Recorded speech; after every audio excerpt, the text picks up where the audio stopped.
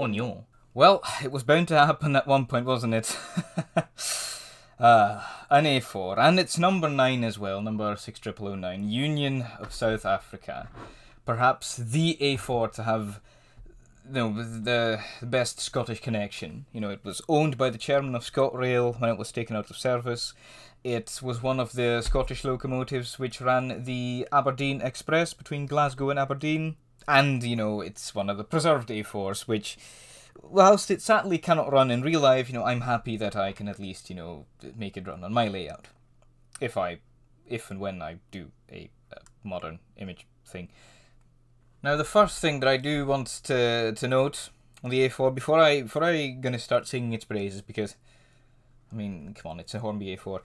The livery. Now, I know people are totally sick of hearing about me, you know, moaning about liveries, but look at this shade of green, and then compare it to my Hornby clan. There's a league's difference here, and this one is definitely more accurate. It's not ugly, but you can tell that this is basically Great Western Green, and this is its separate colour. Now, with the clan in frame now anyway, maybe a good point to talk about this locomotive's price. I'm going to bring in another one of my BR standards. I say that as if I have 1,000. My other BR standard.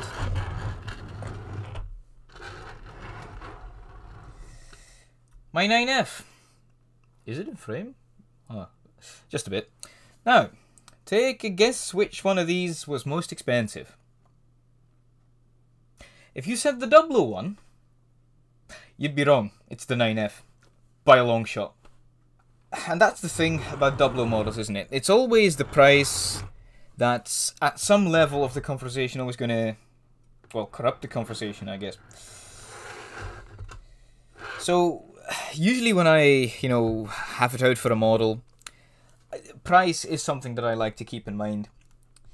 Now, originally I was not going to go for an A4 necessarily, but I wanted another Eastern Region express locomotive which I could run in the Scottish setting.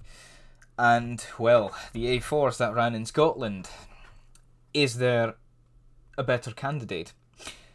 And these ones at the same German model store, Modellbahn Union, that I bought the 9F, were going for €200.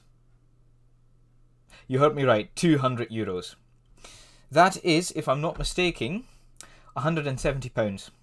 I paid more for my Thompson Pacifics, I paid more for my 9F, I even paid more plus postage for my clan. And what a locomotive. It's a Dublo model, so it's completely made of die-cast. And much like Flying Scotsman, actually, the cab is die-cast as well. The cab roof... No, wait, that's die-cast as well. This entire model, like the A4, you know, you have the benefit that it's basically just a shell. But it's completely made of die-cast. Actually, no, that's not true. The cylinder covers here, they're plastic. The front, the buffer beam, actually is also die-cast. And the theme with normal A4s is when they go second-hand, that they have a damaged or missing front buffer beam. Not so with this one, because it's die-cast, it's made of the same part as the entire body shell. So less chance of that slipping off. Now I added the lamps myself. The one on the right seems to have gone wonky as I picked it up just then. But the detail on this one, I did a stupid, and I did too much glue on the vacuum hose. But you know, it includes the little shield for the AWS, and it's all a good fit. On the other locos where I have to fit the coupling hooks myself, namely Flying Scotsman and the Duchess, I had to sand it down a bit. But not so with this one. It's quite a snug fit, so I could just fit it as I, you know, was tinkering with the model first time round. Now we're dealing with an A4 here, and the Hornby models capture the nose of the A4 perfectly. The Bachmann one is a little bit off, and you know, it's an A4. You're going to be in the minority if you say like, oh, I don't like A4s. You know, basically you're more special if you declare that you don't like A4s than like you say like, actually A4s are my favourite locomotive. And I'm not special in that regard. I like the LNER, and I think the A4s are some of the finest models or locos ever built. But the Hornby one, I would say it's due an update, because, you know, technically the cylinders are not correct, because the cylinder cover should wrap around. And, you know, if you look at the model from up above, you can see how there's only one hole underneath the chimney, the double chimney, for a single chimney to be fitted. So you can, you know, have the void that would be if you looked down the chimney. That will be there when you look down the chimney. But because this is a double chimney, you can just see that there's only one hole in the middle of the double chimney, and it doesn't really look right. Now, you could say that all that is what makes this model due for a, you know, a retool. Honestly, I don't think anyone's that bothered. Now, I could sing this model's praises, you know, all day, every day, because, you know, it runs great. You know, it's an A4, it's made out of die cast, so it has a lovely presence on the layout, and the finish is also, owing to it being die cast, quite nice. It has the same, I have the same criticism on the orange lining as I did on the Clan. It's too bright, it's too thick, you know. But the one thing that I do really have an issue with is not with the logo. Actually, you know, this logo, 9 out of 10. I can't fault it. But the problem I have with this logo was its packaging. Now, owing to the A4 being a Dublo model, you know, it comes in this commemorative box. You know, it's reminiscent of the old Dublo boxes. You know, it has the pinstriping, you know, and this one was part of the Great Gathering 10-year anniversary, you know. It's all well and good. But if I just move my standards out of the way, because they're still out here on the desk. Something's missing from this box. Can you tell what it is? No? What about the side?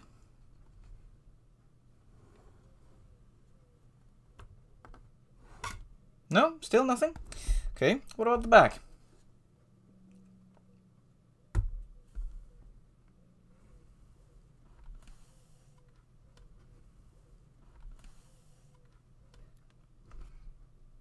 Still nothing?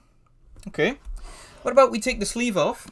What about we take the sleeve off? You know, I like the sleeve, but we don't need it for the moment. What if we just look at the box itself? No? Still can't see it? Okay. Let's take off the lid. Take off the plastic protector. The foam protector. No? Still don't see it? This right here is a hint.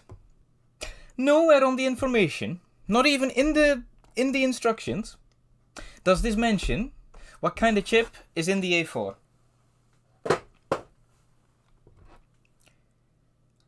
Now, you'll notice the effects of that during the running session, as I had to make some drastic measures, so to speak, in order to have this run. But there's a spider that made its home on my A4 just then. I was expecting, fully expecting, an 8-pin socket, as was in my Flying Scotsman. That has the same, you know, tender connection like this. But because it doesn't say anywhere on the box, I had to find out the hard way that this has a 21-pin socket. Hornby, you are this close to a total win. This close. And you done goofed. I like this model. And in the running session you can see that it's a perfect runner. But just the fact that they completely omitted the DCC information kinda sours the experience for me. Now, again, I like this logo, but it could have been a home run. And Hornby just did a Hornby and forgot about basic information. This type of stuff, I think, is why some people are completely fed up with Hornby. That they just get not the most essential, but basically the next best thing. Whoa! Not the most essential, but basically the best next things wrong. Now, this wasn't actually recorded right after I got the model. This is actually the next day. And, well, it's an A4. It's a Dublo A4. The last Dublo locomotive I had a look at was very, very smooth, even on analog.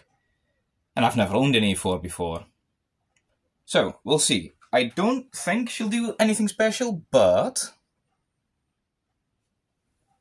here we go. Oh! Just out of shot. I didn't close the points apparently. Just out of shot, my 37, the one that has a DCC chip fitted to it, started moving as well. Whoopsie, hang on.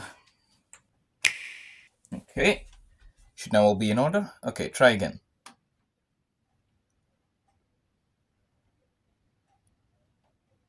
It's already moving. Ooh. Well, she did kind of shoot forward there. Oh, I'm not moving the controller. She's doing that all on her own. Okay, backwards. Same story. Wants to go. Oh, but that's only... I'm not moving the controller.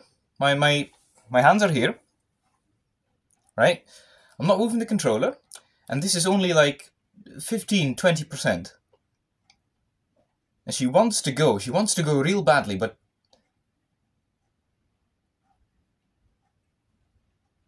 Oh, but that's very smooth, but then it will shoot forward in... See? Interesting. I think what this needs, like any locomotive, is a good spell of running in. So let's see, what's like 50% on the controller like?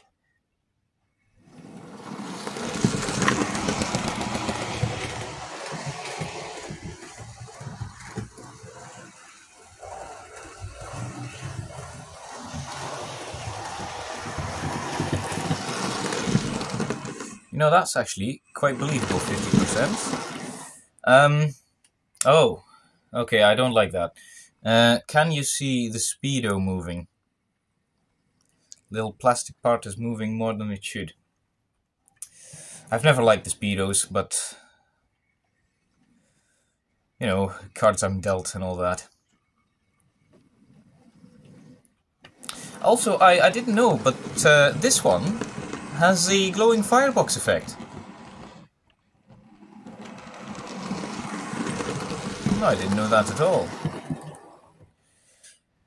Alright then, number 9, here you go. 30 minutes each direction.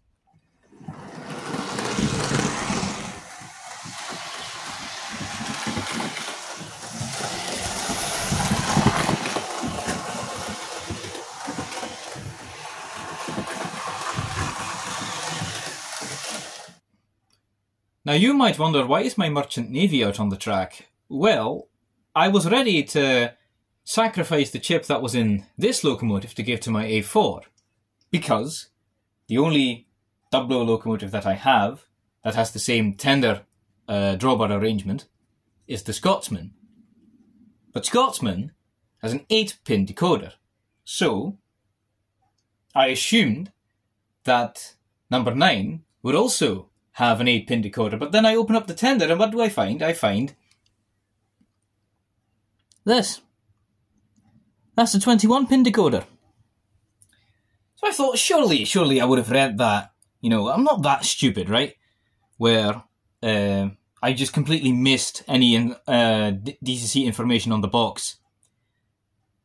And I had a look at the box. And at the instructions manual.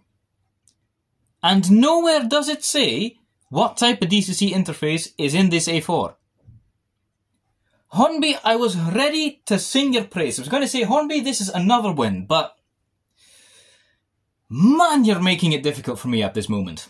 Why would you completely omit such information on all of the packaging? It's fine that it's a fancy box and a fancy header that you get with it and a fancy sleeve and everything, but if it's missing basic information on even the instructions, then where does all the effort go? I'm seriously not too happy with this. And it goes beyond just me expecting to find an 8-pin decoder in the tender because, oh, that's what my other Dublo model has. This aspect is even wrongly reported on Hornby's own website. Look at this. They say the Dublo A4s have 8-pin sockets in them. And this then cascades down to the retailers which sell these models, which leads them to give their trusted and valued customers the wrong information. In doing so, Hornby have in effect screwed over not only their customers, but also the retailers. Although we all know that Hornby would rather all retailers just went bust anyway. So what I ended up doing to test number 9's performance on DCC was couple her up to Scotsman's tender, as they both have the same contact arrangement. And that's the one thing which shines above all else with these models. They're smooth as butter.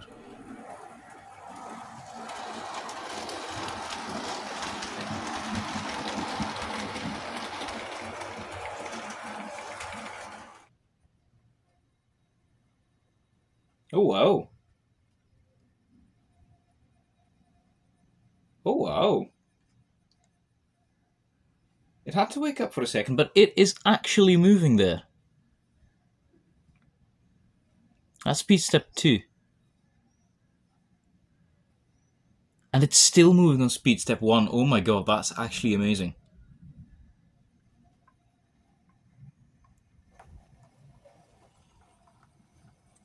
Change direction.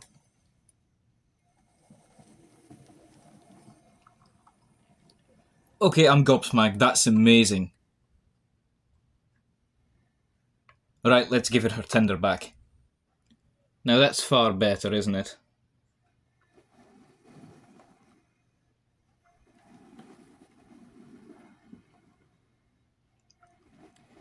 Yeah, over the moon with this. A very happy chappy I am. Alright, let's have her running and we'll do the debrief. An hour's worth of running in, a 21 chip that isn't Hornby's, and a steady dial on the controller will show how smooth of a runners these models can be. Look at this. This is me just dialing up the speed steps one step at a time, and by the time the model comes round to the camera again, we're roughly at speed step 100.